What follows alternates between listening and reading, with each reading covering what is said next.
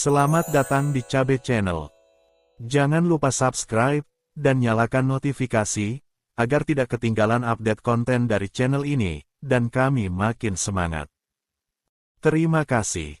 Satria Samudera. Buku 4. Perkawinan Setan. Bab 13. Waktu terus berjalan, kini pagi telah kembali datang. Di sebuah kedai, Satria tengah duduk di sebuah kursi bambu, sambil menikmati singkong rebus dan wedang jahe hangat. Sepertinya sedap sekali, kata seseorang yang langsung duduk di hadapannya. Satria mengangkat kepala dan menemukan seorang pemuda tampan yang sedang menyeringai. Siapa lagi kalau bukan Baskara? Oke, kau boleh duduk dan ikut menyantap, ujar Satria sambil menyodorkan piring. Ngomong-ngomong, apa saja kemajuanmu? Tanya Satria. Baskara menelan sekali, baru menjawab, bisa dibilang dari sisiku sudah siap. Bagus, aku juga akan segera bergerak menuju ke tempat Jala Mambang nanti siang. Kata Satria sambil menyeruput minuman. Kau perlu bantuan? Tanya Baskara. Menurut kabar yang kukumpulkan, kekuatan kelompok Jala Mambang ini tak bisa dianggap enteng. Satria mengernyitkan kening.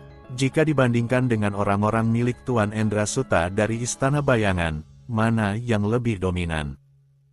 Baskara langsung menjawab, dalam beberapa aspek, Istana Bayangan akan lebih unggul pada akhirnya.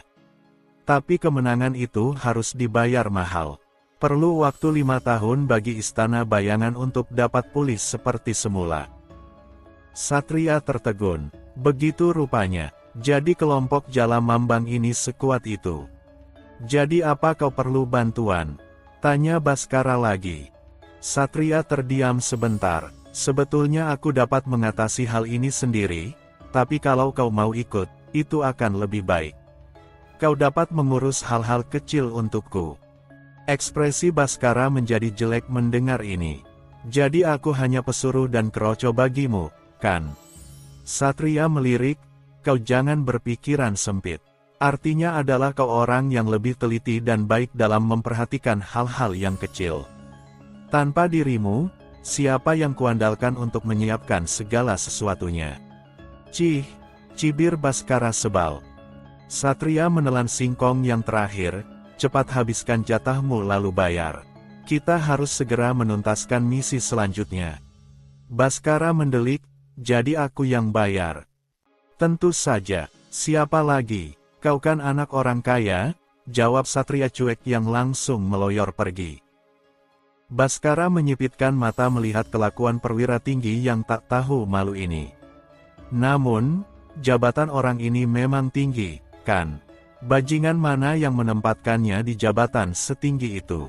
Maki Baskara dalam hati. Namun begitu ia ingat bahwa semua ini adalah pengaturan Ibu Suri, ekspresi Baskara langsung masam. Sungguh dosa memaki keluarga raja. Hufet. Menjelang siang, 2 ekor kuda terlihat berlari cepat menyusuri jalan di tenggara Artapura.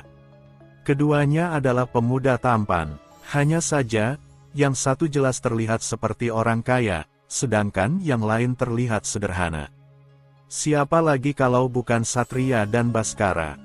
Aku menerima kabar dari kota raja bahwa akan ada 3 bala bantuan yang dikirim untuk mendukung misi kita, kata Baskara.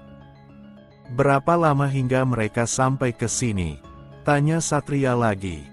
Surat itu dikirim 3 hari yang lalu, namun aku baru menerimanya kemarin sore. Jadi, jika bala bantuan itu dikirim pada hari yang sama, dan mereka berpacu tanpa henti, kurasa paling lambat besok malam mereka sudah tiba. Jawab Baskara panjang lebar. Baik, kau atur hal-hal itu untukku. Pastikan bahwa kita bertemu di paviliun Bintang Jatuh. Balas Satria mantap. Keduanya terus memacu kuda sambil sesekali berbicara. Setelah sekitar 4 pembakaran dupa, keduanya berhenti di depan sebuah bangunan luas, dengan pagar yang panjang, dan gerbang yang tinggi. Melihat ada yang datang, seorang penjaga segera menghampiri. Ia adalah pria berbadan besar, wajah penuh cambang, pakaian serba hitam, dan golok besar di pinggang. Bolehkah saya tahu, siapa kedua tamu ini, dan ada maksud apa datang kemari? Satria dan Baskara sama-sama agak terkejut melihat kesopanan pria penjaga ini. Keduanya jadi tersenyum aneh. Biasanya, dalam kasus yang sering terjadi, para penjaga akan menegur dengan kasar dan memasang wajah sangar. Satria terbatuk 2 kali. Aku Satria, dan kawanku ini bernama Baskara. Kami adalah kawan dari saudara Prawira, dan datang untuk berkunjung, kata sang pemuda sopan. Penjaga ini terdiam sebentar saat mendengar keterangan Satria. Dengan sebuah isyarat, ia memanggil kawannya dan berbisik. Tak tunggu lama, kawannya segera pergi ke dalam. Kedua tamu harap tunggu sebentar di samping. Saya akan memastikan identitas kedua tamu terlebih dahulu, kata sang penjaga sambil memasang gestur mempersilahkan. Satria dan Baskara menuntun kuda mereka mengikuti arahan sang penjaga. Mereka menuju ke sebuah bangunan mirip pendopo berukuran kecil. Di sana juga sudah ada tempat untuk menambatkan kuda, lengkap dengan tempat makan dan rumput di dalamnya. Jika kedua tamu haus, silahkan merebus wedang jahe sendiri. Perapian dan tungku yang di sana bisa dimanfaatkan, kata penjaga itu lagi sebelum pergi. Setelah kepergian sang penjaga, Satria dan Baskara kembali saling pandang. Tak disangka, meski tampangnya garang, ternyata dia orang yang sopan, komentar Baskara dengan ekspresi kecut.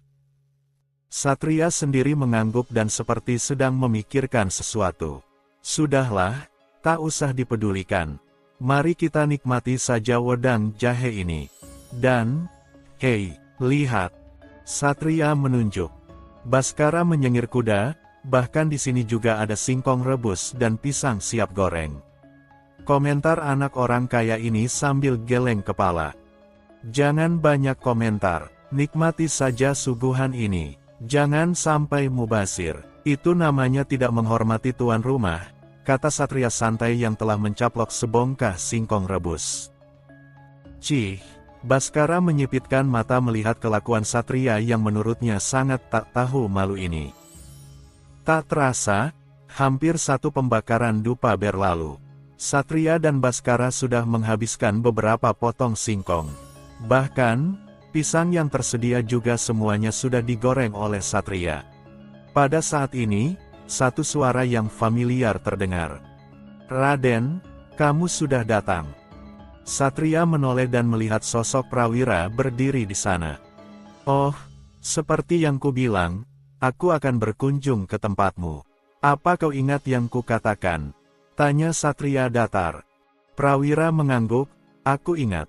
Aku juga sudah menyebutkan hal itu pada bos. Mendengar ini, alis Satria terangkat, lalu apa katanya? Prawira menjawab, bos ingin bicara langsung denganmu. Mari kita ke dalam. Oke, jawab Satria pendek. Tanpa banyak basa-basi, Prawira segera mengajak Satria dan Baskara untuk masuk ke dalam. Saat memasuki markas ini, semua orang yang melihat Prawira pasti akan sedikit mengangguk dan menyapa. Hal ini menunjukkan bahwa Prawira cukup punya kedudukan di sini. Tentu saja, detail yang mencolok ini tak luput dari pengamatan Satria dan Baskara. Bos Jalamambang ada di ruangan ini. Mari kita masuk, ajak Prawira setibanya di depan sebuah ruangan yang cukup besar. Bos, temanku sudah datang. Begitu kata Prawira setibanya di dalam sambil agak membungkuk kepada seseorang. Sosok yang dipanggil bos ini adalah seorang pria dengan badan kekar. Rambutnya panjang tergerai hingga pundak, dan sebuah golok besar tersandar di sisi kiri kursinya. Wajah pria ini dihiasi kumis dan jenggot tipis, membuat ekspresi datarnya terlihat kokoh. Siapa lagi orang ini kalau bukan Jalamambang? Melihat kedatangan Prawira, Jalamambang hanya melirik sekilas. Lalu dengan ekspresi acuh tak acuh, ia berkata, kalian berdua silahkan duduk. Prawira, minta anak-anak untuk menyiapkan hidangan. Prawira mengangguk dan langsung pergi, sedangkan Satria dan Baskara mengambil kursi, lalu duduk dengan santai. Aku Jalamambang, kurasa. kau telah mendengar tentang namaku dari Prawira. Jala Mambang mulai bicara seraya menatap kedua tamu di depannya. Salam kenal, Kakang Jala Mambang. Aku Baskara dan ini rekanku, namanya Satria. Baskara memperkenalkan dengan sopan. Melihat ini, Jala Mambang sedikit menyipitkan mata lalu berkata, dari yang kudengar, saudara Satria telah menyelamatkan Prawira. Atas nama persatuan kami, aku mengucapkan terima kasih.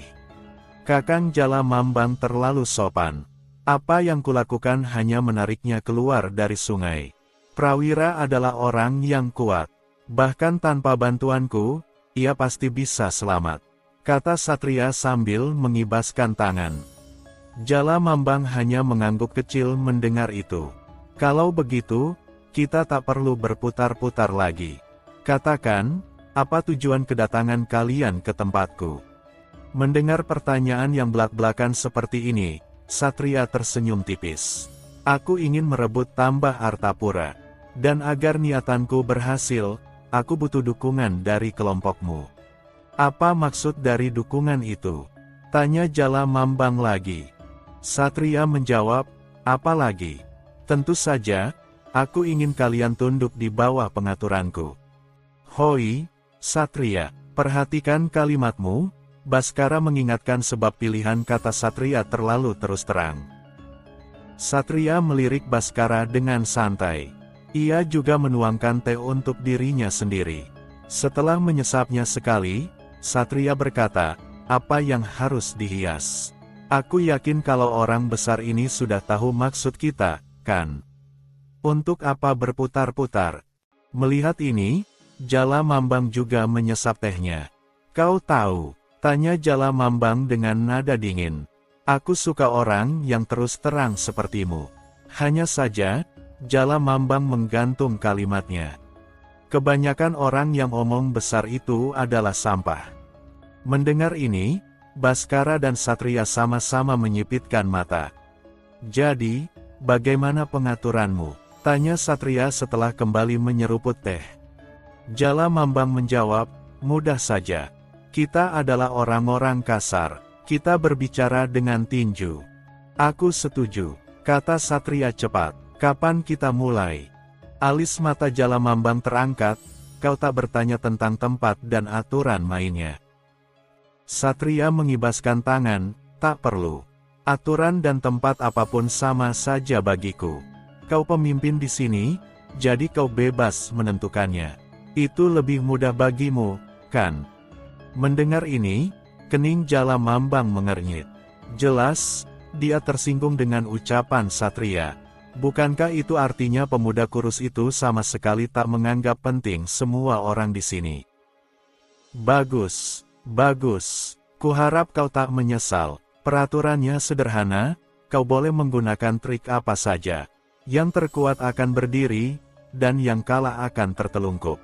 Karena kau pernah menolong Prawira, kau tak perlu khawatir kehilangan nyawa. Tandas Jala Mambang dengan seringai kejam. Santoso, siapkan arena pusaran kematian. Perintah Jala Mambang pada seorang anak buah. Pria besar dan gundul yang ternyata bernama Santoso menjura dan langsung pergi. Suasana di ruangan tempat Jala Mambang bertahta ini menjadi sunyi. Jelas, sepertinya Santoso membutuhkan beberapa waktu untuk menyiapkan arena. Selama masa penantian ini, Jala Mambang sepertinya tak tertarik untuk berbicara lebih lanjut dengan kedua tamunya. Ia terlihat duduk bersandar sambil memejamkan mata, seakan tengah beristirahat. Jika ada suara, maka itu hanyalah suara Satria yang sedang mengunyah anggur, pisang, dan semangka. Tak lupa, sesekali pemuda dari Teluk Laut Barat itu menyemburkan beberapa biji ke piring. Apa, kenapa memandangiku? Tanya Satria tanpa dosa melihat tatapan melotot Baskara.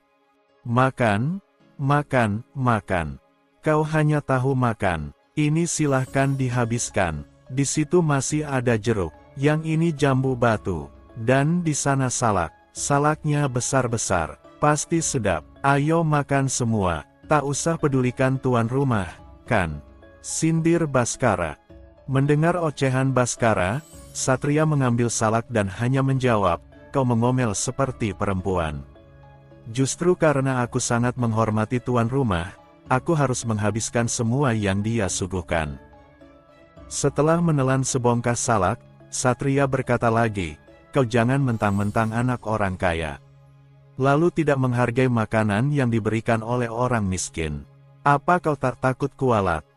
Baskara melotot, "Oke, ini sudah menyerang pribadiku. Aku memang anak orang kaya, dan tuan rumah di sini tergolong miskin dibanding keluargaku. Tapi tahu dari mana kau bahwa aku tak menghargainya?" "Cih, teruslah membela diri," ujar Satria acuh tak acuh. Baskara makin meradang, "Lihat, aku juga makan. Kata siapa aku tak pandai menghargai kebaikan orang." Baskara mengambil pisang, "Lihat.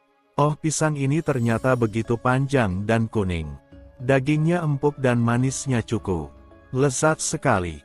"Oh, lihat ini," seru Baskara lagi. "Bukankah ini durian? Meski aku kurang suka aromanya, tapi aku sangat suka rasanya.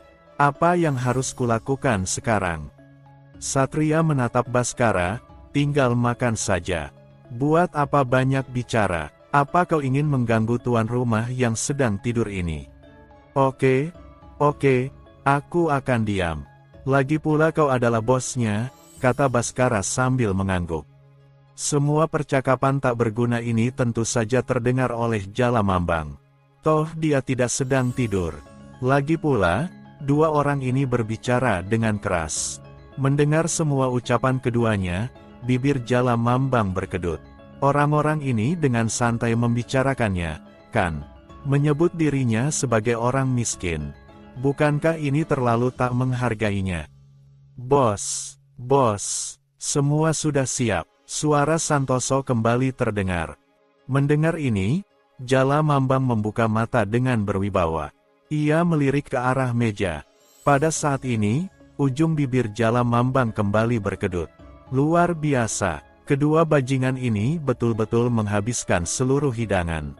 "Bukankah aku sebagai tuan rumah belum makan?" maki Jalamambang dalam hati. "Bos, bagaimana selanjutnya?" Melihat Jalamambang terdiam, Santoso kembali bertanya. Uhuk. Jalamambang terbatuk 2 kali, lalu berdiri, "Bagus. Kalau begitu, kalian 2 orang tamu, ikuti aku." Jalamambang langsung memimpin jalan. Setelah berjalan selama sekitar setengah pembakaran dupa, Jalamambang dan yang lainnya tiba di depan sebuah pintu gerbang yang besar. "Buka pintunya," perintah Jalamambang. 2 orang anak buah menjura dan segera membuka pintu. Bunyi derit baja segera terdengar. Pintu gerbang ini terbuka perlahan. Sekilas, terlihat bahwa pintu ini sepertinya sangat berat. "Silahkan masuk, bos." Jalamambang hanya mengangguk kecil dan memimpin jalan. Satria dan Baskara mengikuti. Pada saat ini, apa yang tersembunyi di balik pintu gerbang terlihat. Itu adalah sebuah arena duel, berbentuk kotak, beralaskan tanah dengan luas pada setiap sisinya sekitar 50 tombak. Di pinggir arena, terdapat banyak orang yang sudah berkumpul. Semuanya mengenakan baju berwarna hitam. Wajah mereka rata-rata sangar dan kejam. Para penonton ini berteriak-teriak, dan sesekali ada juga yang bertepuk tangan tak beraturan. "Lihat, 2 orang itu adalah orang yang akan bertarung di pusaran kematian. Kupikir akan ada tontonan seru. Tapi pesertanya ternyata 2 orang konyol ini. Benar, yang satu seperti anak orang kaya yang manja. Yang satu lagi seperti seorang pelajar miskin yang kurang makan. Kurasa, jika ada angin bertiup, pelajar berbaju biru itu pasti akan tumbang." Suara-suara kasar itu jelas terdengar di telingan Satria dan Baskara. Toh, semua orang berbicara dengan keras dan diiringi gelak tawa. Tapi bagi Satria dan Baskara, olok-olok seperti itu bukanlah apa-apa. Keduanya tetap mengikuti Jalamambang dengan ekspresi acuh tak acuh.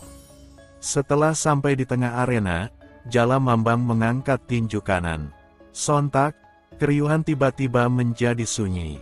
Dalam sekejap, tak ada satupun orang yang berbicara.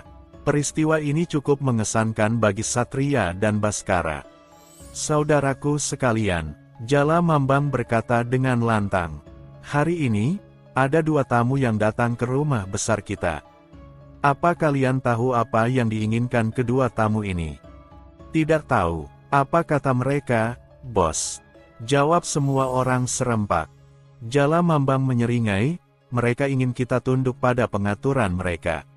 "Apa?" Semua orang terkejut.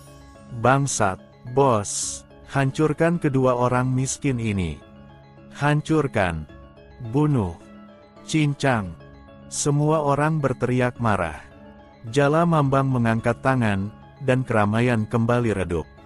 "Saudara-saudara, kita adalah orang-orang beradab. Tuan rumah seperti apa yang membunuh tamunya? Jadi, untuk membicarakan hal ini, hanya ada satu bahasa." Jala Mambang mengacungkan kepalan tangannya. "Bahasa tinju," jawab para penonton dengan gegap gempita. Keriuhan kembali terjadi selama beberapa saat. Jala Mambang tampaknya sengaja membiarkan momentum ini terus berlangsung. Setelah sekitar 50 tarikan napas, ia kembali memberi isyarat agar semuanya tenang. "Hari ini, aku Jala Mambang, menyetujui pelaksanaan duel pusaran kematian. Kedua tamu ini akan berhadapan dengan 100 petarung kita tanpa henti. Jika mereka bisa bertahan, maka kita akan membicarakan hal-hal selanjutnya. Tapi jika mereka tumbang, maka tak ada yang perlu dibahas sama sekali."